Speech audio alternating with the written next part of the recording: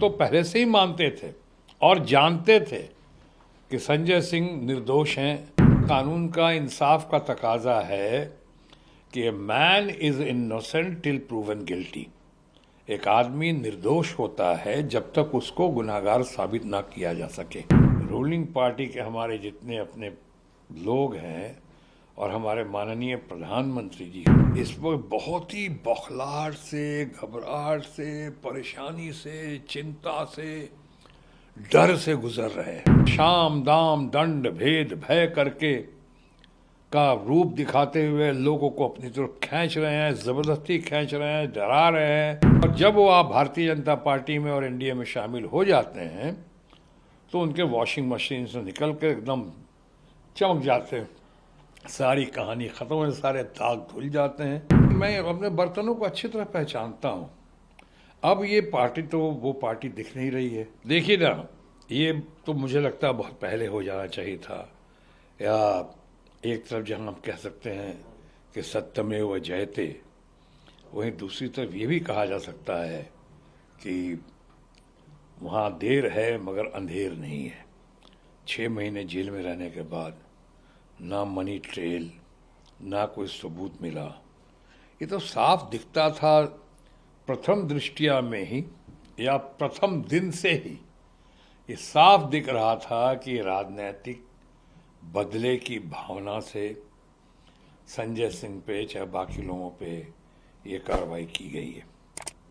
अब आप बताइए, ये पीएमएलए जो के अंदर जो कानून आ गया 45 कि साहब कोई आपको कह दे, आप मुझे कह दें कि 50 करोड़ दिया है तो लीजिए मैं गिरफ्तार हो गया, और गिरफ्तार करके और अब मुझे साबित करना है कि मैं दोषी नहीं हूँ, क्योंकि आपने कह दिया हमने 50 करोड़ लिया है तो हम तो दोषी हो गए हमेशा पीएमएल 45 के तहत, और हमें साबित करना है।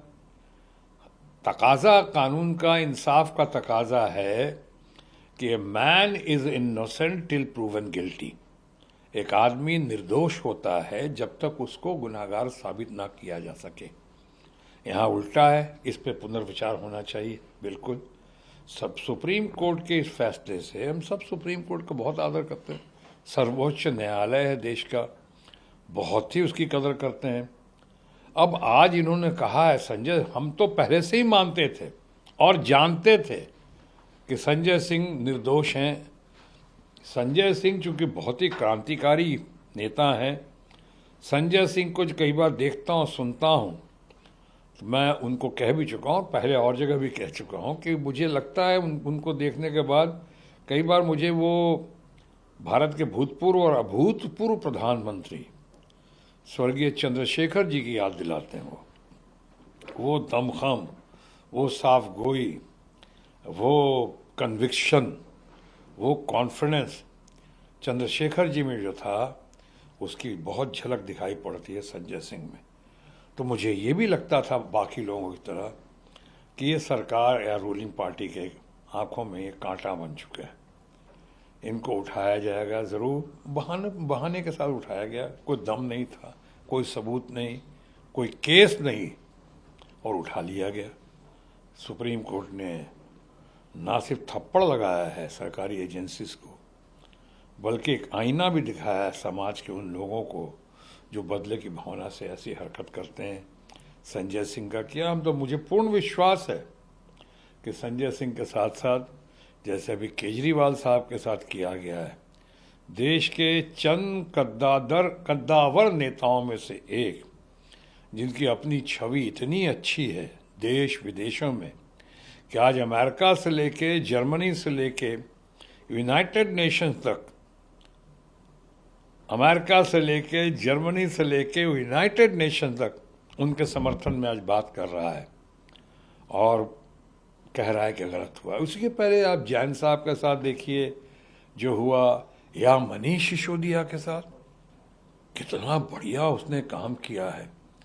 दिल्ली के स्कूलों के मामले में, पूरे सरकारी स्कूलों को जो उसने नवीकरण किया है, जो आधुनिकीकरण किया है उसका, कि आज बहुत सारे लोग अपने बच्चों को प्राइवेट स्कूल से निकाल के दिल्ली में सरकारी स्कूलों में भर्ती करा रहे हैं, और भर्ती कराने के लिए लालायित रहते हैं। किसी भी रिजल्ट्स के मामले में, स्पोर्ट्स के मामले में, ब्रिंगिंग के मामले में, एजुकेशन के मामले में, हेल्थ एंड हाइजीन के मामले में जो नायाब प्रदर्शन करके दिखाया है हमारे अपने सिसोदिया जी ने, वो एक रोल मॉडल बनकर खड़े हुए। बट ऐसे लोगों की आज की राजनीति में जहाँ ज़्यादा कदर होनी चाहिए थी, वो ऐसी कदर होती नहीं है। ये लोग आँख का तारा बनना चाहिए था ऐसे लोगों को, रोल मॉडल्स को। भाई इनको आँखों की किरकिरी है, आँखों का कांटा बन जाते हैं ये। और इसलिए कई बार दिखता है ऐसा कि इनको उठाया जाता है या उठा लिया गया। भारत की जनता सब समझ रही है, अब तो विश्व की जनता समझ रही है कि भारतीय जनता पार्टी के हमारे दोस्त जितने हैं, रूलिंग पार्टी के हमारे जितने अपने लोग हैं, और हमारे माननीय प्रधानमंत्री जी खासकर भारतीय जनता पार्टी के, एनडीए के या देश के प्रधानमंत्री माननीय नरेंद्र मोदी जी जो हैं, इस वक्त बहुत ही बौखलाहट से, घबराहट से, परेशानी से, चिंता से, डर से गुजर रहे हैं।